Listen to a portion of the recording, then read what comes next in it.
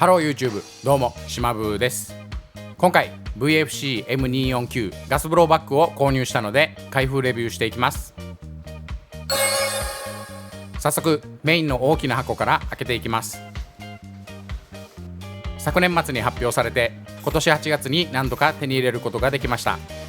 電動ガンでは各社から出ていますが、ガスブローバッグでは世界初の M249 になります。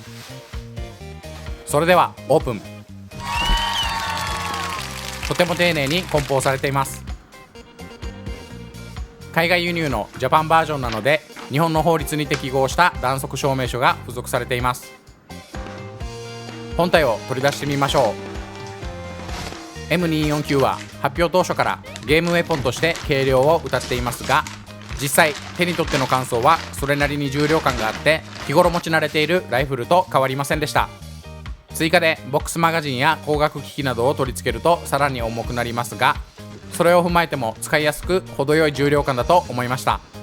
歴史背景としてこの M249 をもとにできるだけ軽くコンパクトに再設計したモデルとしてマーク46 MOD0 が東京マルイから出ていますが、こちらのバイポッドを収納できるシンプルなハンドガード周りや露出したバレルキャリングハンドルが好みです。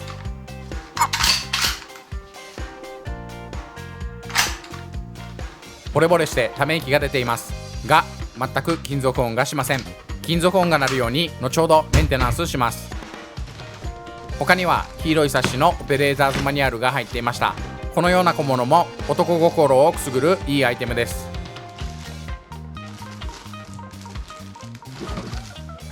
次は専用のマガジンローダーが入っていました。重量感のあるアルミ製で他社と比べ持ち手が脱落しないで吸弾できる工夫がされています。よく考えられたいい構造をしています。最後は小さな小箱が入っています。30連マガジンタイプのガスタンクになります。このタイプは BB 弾は入れることはできず、ガスのみを充填する M249 専用設計になっています。マガジン型のガスタンクを挿してみましょう。試しにガスは10秒くらい注入しました。マガジンの挿入はとても硬く、両手でしっかり保持しテーブを叩く必要があります。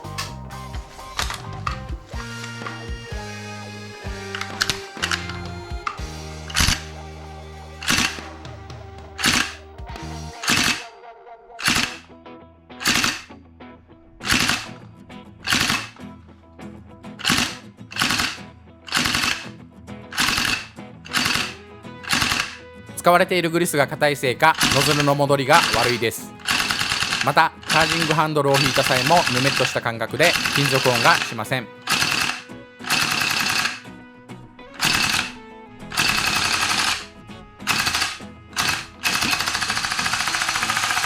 ガス圧低下でこのような作動になってしまいました。すでにタンクはキンキンに冷えていて、このタンクの容量にしてはいい動作に感じます。またタンク注入バルブも高圧仕様の海外仕様のままなので、低圧仕様に変更するとよりガス注入量や動作が改善できるかもしれません。マガジンが抜けません。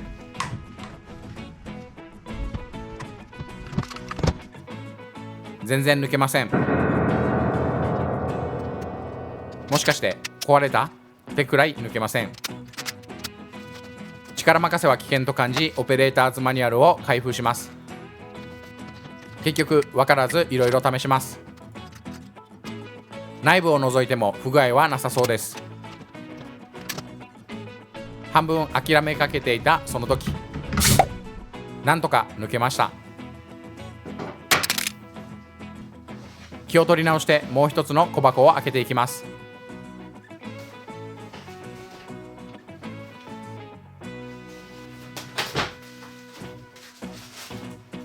中には小箱が2つ入っていました。これは M249 のオプションパーツです。ゲームでの使用を考えるとマガジンが足りないので追加購入しました。1本に対して100発の吸弾ができます。3本セットでだいたい6000円くらいです。ちょっと大きな箱にはボックスマガジン型ガスタンクが入っていました。使用弾薬の 5.56mm ナトー弾のダミーカートも付属しています。東京マルイマーク46に付属のダミーカートを見たことがあるのですが、それに比べるとプラスチック製で少しチープです。残念。中にはアルミニウム製のガスタンクが入っていました。こちらは堅牢な作りで高級感があります。底部に穴が開いていて、そこからガスを注入できる仕組みになっています。ガスチューブを通していくのですが、硬くて取り回しがしにくいです。折り曲げてしまうとガス漏れの可能性もあるので注意です。また使われているのは市販されている工業用のエアチューブなので汎用性はありそうです。チューブが邪魔でダミーカートが入りません。どうやらチューブが長く干渉しています。長くて本体への差し込みもしづらいです。一度取り外してチューブをカットします。ガスが出てきました。ワンウェイバルブはついていないようです。少しずつ切って仮組みを繰り返して長さを調整します。チューブの保護で巻かれているスプリングもカットしました。最終的にチューブとスプリングをこれくらいカットしました。これはカット前のレイアウトです。ダミーカートは入りましたが本体への取り付けがしにくかったです。これはカット後のレイアウトです。綺麗に収まっていますがデメリットが出てきました。このように空いたスペースにスポンジを入れないと中のタンクが上方向に動いてガスの注入ができません。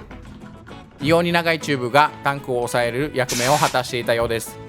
タンクへの固定方法はいろいろ考えられるので本体への差し込みやすさを重視した結果このような形になりました。次に通常分解と初期メンテナンスをしていきます。 M249 には要所要所でチャージングハンドルを引く作法があります。セーフティー解除後チャージングハンドルを引いてバレル根元のレバーを押しながらバレルを抜くのですが間違った方法で抜いています。ガスタンクのようになかなか抜けなかったので力任せになっています。悪い例として参考にしてください。ちゃんと説明書にはバレル取り外し方法が記載されていました。正しくはセーフティー解除後チャージングハンドルを引きバレル根元のレバーを押してキャリングハンドルを上に持ち上げてから横に引くことでスムーズにバレルを取ることができます。気を取り直してガスシリンダーを取ります。内部の溝を確認しましたが90度回して引っ張ることで簡単に抜けます。バイポットはそのまま引っ張るだけで抜けます。次にボルトキャリアを取り出します。先ほどチャージングハンドルを引いたのですがトリガーを引いてハンマーダウンが必要です。ハンマーダウンを確認できたら次にストック根元にあるピンを引っ張りストックを下げます。リコイルスプリングを押しながら上に持ち上げると引き抜けます。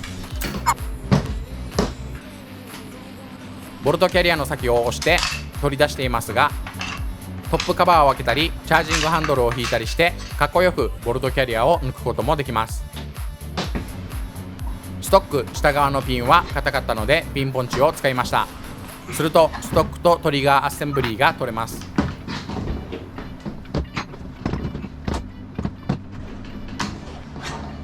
ハンドガードは本体右側からピンを押し出して外します。このように通常分解が完了しました。次に初期のメンテナンスをしていきます。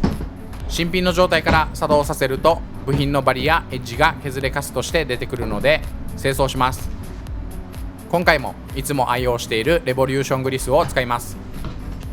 早速金属の削れカスを発見しました。ピトってグリスアップしていきます。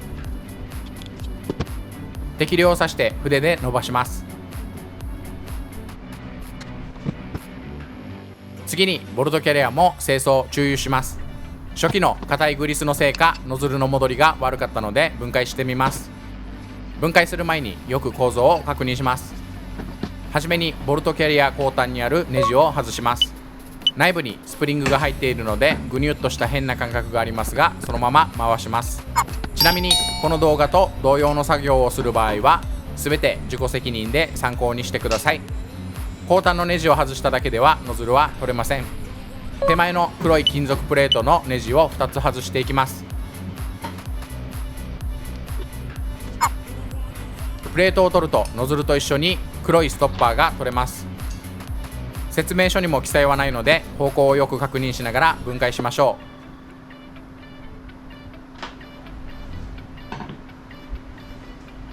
う。ピストンには粘性の高いグリスが多く塗られています。とてもべっとり。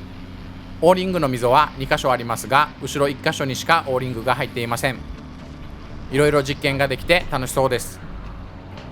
角が潰れたドライバーでオーリングを取ります。きれいにグリスを拭いてこちらも注油します。シリンダー内に小さなオーリングが入っていました。シリンダー内には奥行きがあって指が入らなかったのでパーツクリーナーで洗浄します。人体に有害ですので安全のために屋外で洗浄しましょう。洗浄後は結露しているので乾かしましょう。これで分解清掃は終了しました。組み付けながらグリスアップしていきましょう。ピストンにオーリングをつけてグリスアップします。つけすぎも抵抗になるので指で伸ばします。次にシリンダー内も注油します。ピストンをシリンダーに入れますが、ピストン後端には小さなオーリングを組み付けます。ノズルストッパーをピストン下部の溝に入れてシリンダーに入れていきます。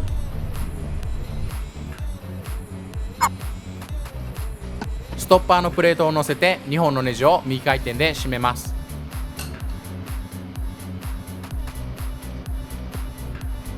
ピストン後端のネジ溝に小さいネジを取り付けます。中央に来るように位置出しして、ネジは押し込むというよりはネジ溝にかける感じで軽く回します。ネジは押し込むとネジ溝が奥にへっこみ締めれません。押し込まずにネジをネジ溝に引っ掛けて右回転させながら締めていきます。ちなみにネジにはネジロックがついていました。緩みが気になる方はつけてください。動きがスムーズになりました。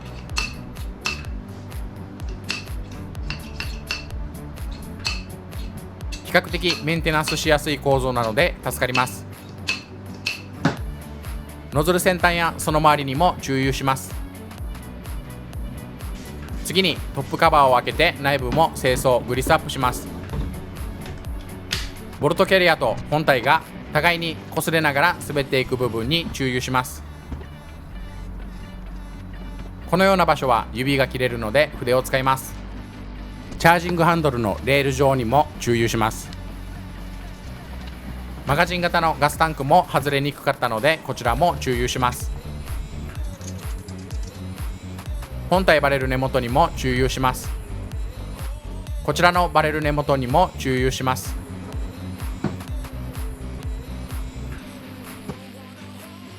少し硬かったガスシリンダーにも注油します。ストックの突起もリコイルスプリングが当たる場所なので注油します。リコイルスプリングにも注油します。これで清掃グリスアップのメンテナンスが終わりました。すべての部品を組み付けます。これらすべての作業は本物を模したガスブローバッグだからこそできることで、 M249 では VFC が世界で初めて清掃メンテナンス修理などのために分解するフィールドストリップを可能にしました。とても手間のかかる作業に見えますが、これこそがロマンなのです。説明書には記載ありませんでしたが、ボルトキャリアを組み込む際にはトリガーを引いて奥まで差し込みます。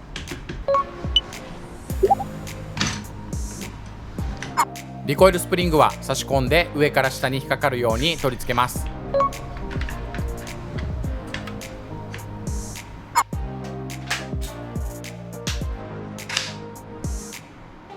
バイポットとガスシリンダーの順番で取り付けます。90度回すと閉まります。チャージングハンドルを引いてバレルを取り付けます。繰り返しになりますが、この作法がロマンです。スムーズに取り付けできました。次にハンドガードをつけます。最後にマガジンを取り付けて完成です。削れカスの除去やグリスアップしたことでメンテナンス前と比べ心地よい金属音が鳴り響くようになりました。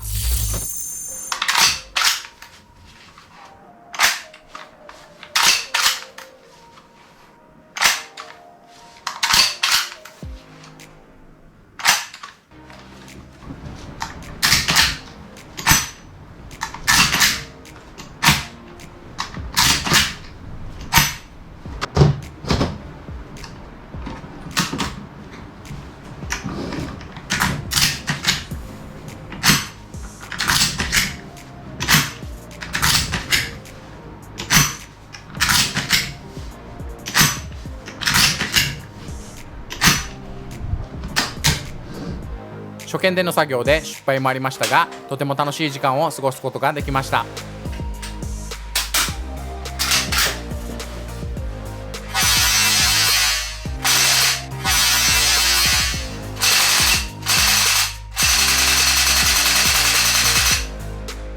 最後までご視聴いただきありがとうございました。チャンネル登録もよろしくお願いいたします。